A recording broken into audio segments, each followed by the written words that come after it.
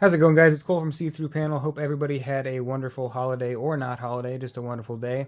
Today we're going to be talking about DanDaDan Volumes 4 and 5 by Yukinobu Tatsu, published by Viz Media under the Shonen Jump imprint and retailing for $10 US.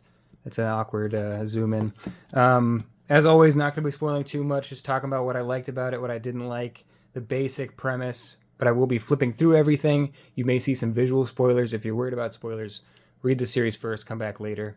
Although it's not entirely a spoilerable series from the art, because everything's so crazy all the time, you never know what's happening without real context. So, or even if you have the context, you don't know what's happening. So DanDaDan has been a series that I have just adored since I started it. It had its problems for me, but those problems were really just manga shonen problems, not really problems with the storyline itself. I think Yukinobu Tatsu is a absolutely beautiful artist. I think he does great work. I'm pretty sure this comes out weekly in the Shonen Jump magazine, which is insane. I've just been thoroughly enjoying it. It's up there with Hell's Paradise and Kaiju number 8 for my favorite manga series that I'm reading right now, ongoings, although Hell's Paradise is finished. The one thing I'm just going to talk about really fast, because I've talked about it before with DanDaDan, that isn't present in Hell's Paradise and isn't present in Kaiju number 8 is fan service. There was one page in Kaiju number 8 with fan service, none since. Hell's Paradise has nudity, but it's not fan service, I would just say it at all. It's more of an adult thing, and it's not used for like titillation or anything like that. It's more used for the tone of the book, the story. It sounds like copium, but that's just how it is. Read the book. It's amazing. This is just like straight cheesecake shonen fan service, as you can tell from these opening pages. Sure, there's a plot reason how we got here when we're in our underwear, but I mean that's rote. It's a rote. It is how it is. That's like the only detracting thing from this book. If you like it, I'm glad you like it. Just for me, it's a little off-putting because these are high school characters, but it is what it is. But you're gonna get that with manga, and to really enjoy manga, I have to move past that, and I'm trying, and I'm getting better at it. But DanDaDan as a series, focusing on the paranormal, the supernatural, aliens, ghosts, the Loch Ness Monster, things like that, demons kind of deal. Absolutely a bonkers series. Really enjoyable characters with a cast that is continually growing. Sorry, I'm a little shaky today. The cast is growing every arc, and I've thoroughly enjoyed every character that's been added to it. I think that the progression of these characters is really cool. Another beautiful page. Yeah, I've really enjoyed seeing these characters evolve and grow, and their connections kind of grow stronger. It is a formulaic plot in the sense that this isn't really a spoiler. It just kind of is how the book is. We're going to have... this is a great panel as well. We're going to have... Also, he's fair with it. We got male nudity as well. Well, not nudity, but male fan service. We got big paranormal thing happens, usually right when a new character is introduced. And then we're dealing with that. Our main characters are using their powers, or at the very start, getting their powers. And then this new character comes, helps Okarun and Momo, our main characters, deal with the situation, and in doing that, then gain their own supernatural powers and are added to the cast and are added to our main group of supernatural paranormal fighters. So we started out with Okarun and Momo, deal with two different supernatural events. They both get powers. Then we have a new character comes in, deal with the supernatural event. She gets powers. And then in volume 5 here, a new character comes in, and I'm pretty certain he's getting supernatural powers. It hasn't explicitly happened in this volume, but he comes in, brand new supernatural event, and it's looking like he's about to get some powers, get added to the cast, and then I imagine at some point we're going to stop adding new characters, and we're going to just take the ones that we have and their abilities and their emotions and their connections that we've made, and we're going to move through a new kind of arc that is different on a plot level and isn't just constantly adding more people.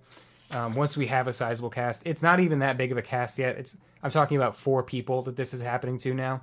It's not that big. If Yukinobu Tatsu wants to make a big group of supernatural empowered characters, he could get away with a few more, and then we can move on with what is going to become like a main plot, if there is ever going to be a main plot. Right now, our driving plot is Okarun getting his balls back, which I will not give context on that. If you've read the previous volumes, you know what that's about. It's just wacky. It's like the wackiest manga I've ever read. The stuff that happens is super strange and just really fun. And Tatsu draws just the absolute hell out of it every time he does a big splash page. It is just breathtaking. All his character designs are really fun. His women are a little samey, but comic art, you'll have that. I can get over that pretty easily. Action's always really dynamic. Obviously a ton of speed lines and things. A lot of variety in the action because you have all these different characters. You've got Momo doing telekinesis type stuff. You've got Okarun doing kind of super speed things. Our new character is like she controls her hair and she's super strong and fast. And then our even newer character looks like he's getting some even more unique powers that I don't even know what they're going to do if he gets them. I figure he will. And that's this guy down here. I think Gigi is his name, if I remember right. It says Gigi on his shirt, so I think that's a good indication. Yeah, and there's always just a ton of insane stuff. That's mostly what I'm here for. A Mongolian deathworm, but it's actually looks like this. The design sense that Tatsu has is really fun because it's both cartoonishly odd, like with these exposed teeth and stuff, but it's also horrifying in a lot of regards. It's used to really good effect inside of the narrative. If you were to see these designs, they might be a little weird and out there, like this guy. This actually is great. I love when he does the Serpo, which is like the alien kind of deal, I think. Symmetrical lines that they have on their bodies. This is Loch Ness Monster. Does it have the combination? No. I'll just show it to you. And that's what they look like when they're combined. Kind of like a fusion kind of deal going on. Very shonen of them. Yeah, so you're always getting some really cool designs. You never know what you're going to get, but you always know that the narrative is going to be really emotionally sound, and I think really, for a shonen, I think very mature. And is this even a shonen? I guess it is. It's just so out there. But it's really just all about these characters making connections with each other and their bond growing stronger, and it's very familial and very warming and welcoming all the time. This guy is freaky to look at. I forgot this was here. I was saying it was warming and familial when I flipped to this, but let's not think about that right now. But it is, I swear, besides that guy.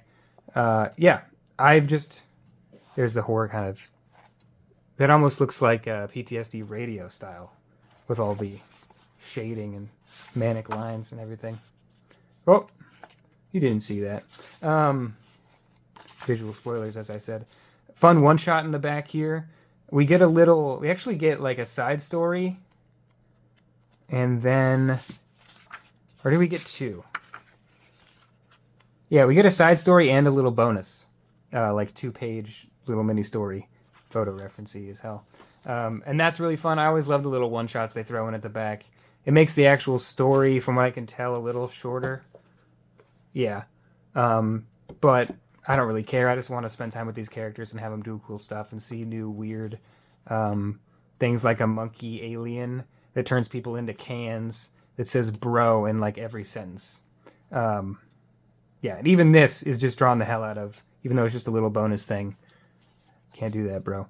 And yeah, that's about all I have to say. I don't want to repeat myself too much. I mean, this is basically just a repetition of my previous DanDaDan reviews. I always just go on about how the characters are really cool, the design's great, the art's great, the narrative is just really fun and weird. So that's pretty much all I have to say. I hope everyone had a great last week or so. And I'm going to try and get another video out this week because I know this one's a little bit cheating because it's just me talking about a series I've talked about before. But I just read these recently and I wanted to get this out. So if you've got, as always, if you've got manga recommendations, I'm always willing to try some new stuff, especially kooky shit like this. Pardon my language, that just kind of came out. Yeah, thanks a lot for watching, guys. Peace.